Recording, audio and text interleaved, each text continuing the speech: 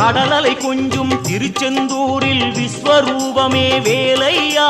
பழமுதி சோலை அறுவடை வீடும் புண்ணிய தரிசனம் முருகையா